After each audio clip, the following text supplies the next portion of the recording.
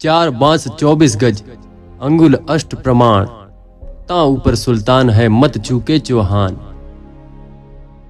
हिंदुस्तान सूरज पृथ्वीराज छत्र कायम।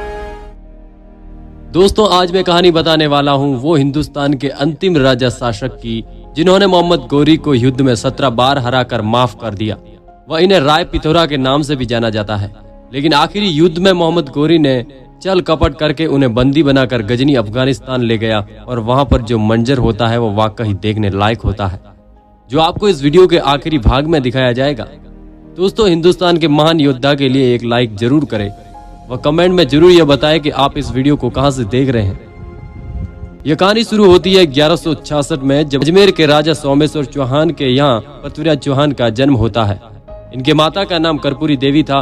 13 साल की उम्र में पृथ्वीराज चौहान के सर से पिता का छाया उठ गया।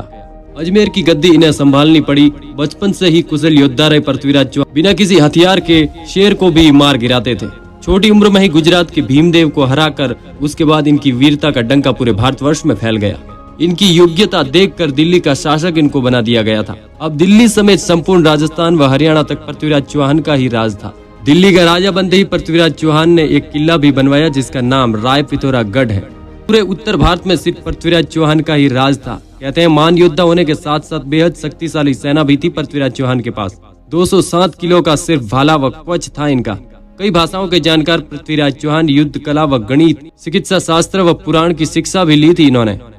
इनके पास 300 हाथी और करीब 3 लाख सैनिक शामिल थे। ताकतवर राजाओं में पृथ्वीराज चौहान का डंका बजता था।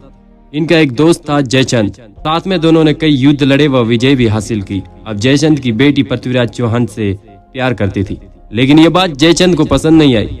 वह जयचंद दोस्त से दुश्मन बन गया था। जयचंद की पुत्री का नाम था संयोगिता। संयोगिता के विवाह के लिए स्वयंवर की घोषणा की व पृथ्वीराज चौहान को उस स्वयंवर में आमंत्रित न करते हुए सिर्फ उनका एक पुतला रख दिया।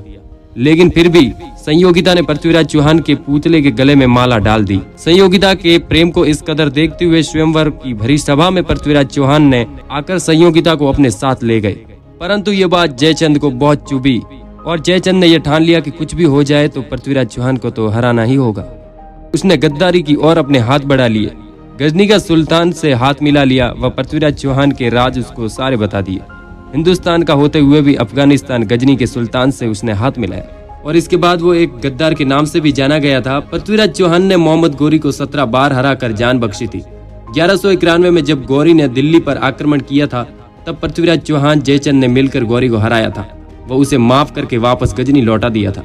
यह युद्ध तराइन के प्रथम युद्ध के नाम से जाना जाता है। लेकिन 1 साल बाद फिर गौरी ने दिल्ली पर हमला करा और इस बार गौरी के साथ जयचंद भी था। उसने सारी जानकारी दे रखी थी। गौरी की मजबूत फौज होने के बावजूद भी पृथ्वीराज चौहान की सेना के आगे टिक नहीं पाई थी। इसलिए जब रात्रि विश्राम कर रही थी सेना, तब आधी रात में गौरी की सेना ने उन्हें छल कपट करके उन पर हमला कर दिया और एक टुकड़ी पीछे की ओर से हमला कर देती है पृथ्वीराज चौहान की सेना पर। तब जाकर पृथ्वीराज चौहान को बंदी बना लिया जाता है और अपने साथ अफगानिस्तान लेकर गौरी चला जाता है। वहां पर तरह तरह के इनके साथ अन्याय होता है, यहाँ तक कि गर्म सरियों से उनकी आंखों को निकलवा दिया था। पृथ्वीराज चौहान की आंखों की रोशनी चली गई थी।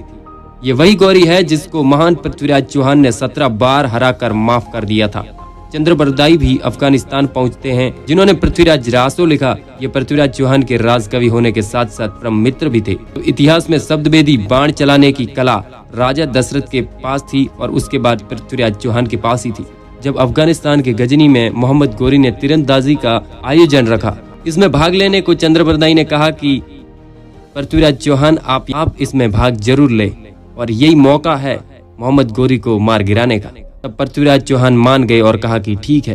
चंद्रबरदाई ने गौरी से कहा कि तीर चलाने से पहले आपको कुछ हुक्म देना होगा कि पृथ्वीराज चौहान तीर चलाओ।